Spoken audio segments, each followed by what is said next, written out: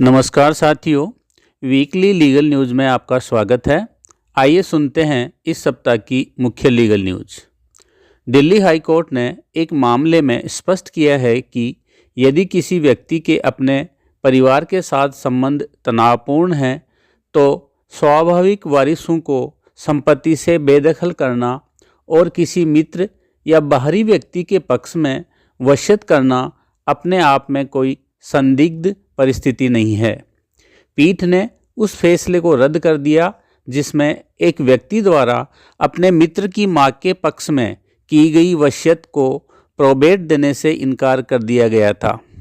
अदालत ने कहा कि केवल किसी गैर रिश्तेदार को लाभ पहुंचाना या स्वाभाविक वारिसों को बेदखल करना वसीयत को खारिज करने के लिए पर्याप्त आधार नहीं है।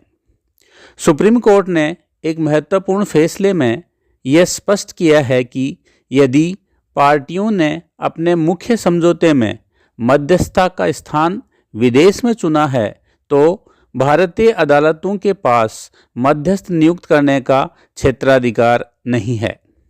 सुप्रीम कोर्ट ने न्यायिक अधिकारियों के लिए दूसरे राज्यों की न्यायिक सेवाओं में आवेदन करने की योग्यता को लेकर एक महत्वपूर्ण स्पष्टीकरण जारी किया है। कोर्ट ने स्पष्ट किया है कि जिन न्यायिक अधिकारियों की नियुक्ति 20 मई 2025 के फैसले से पहले हो चुकी है उन पर 3 साल की वकालत का अनिवार्य नियम लागू नहीं होगा। एक महत्वपूर्ण फैसले में सुप्रीम कोर्ट ने स्पष्ट किया है कि संविधान के अनुच्छेद 21 के तहत मिले त्वरित सुनवाई के अधिकार का दायरा केवल कोर्ट की कार्रवाई तक सीमित नहीं है बल्कि इसमें जांच की प्रक्रिया भी शामिल है। पीठ ने कहा है कि यदि जांच एजेंसी बिना किसी ठोस कारण के चार्जशीट दाखिल करने में अत्यधिक देरी करती है तो यह आरोपी के मौलिक अधिकारों का हनन है।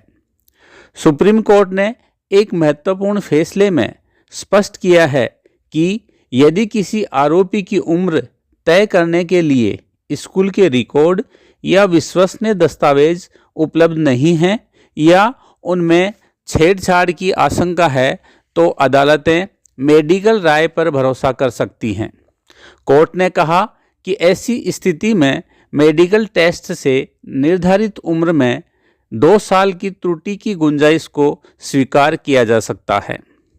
सुप्रीम कोर्ट ने एक महत्वपूर्ण फैसले में स्पष्ट किया है कि यदि कोई वादी वैधानिक समय सीमा के भीतर अपील करने में विफल रहता है तो वह अपनी गलती को सुधारने के लिए हाई कोर्ट के रिट अधिकार क्षेत्र का सहारा नहीं ले सकता।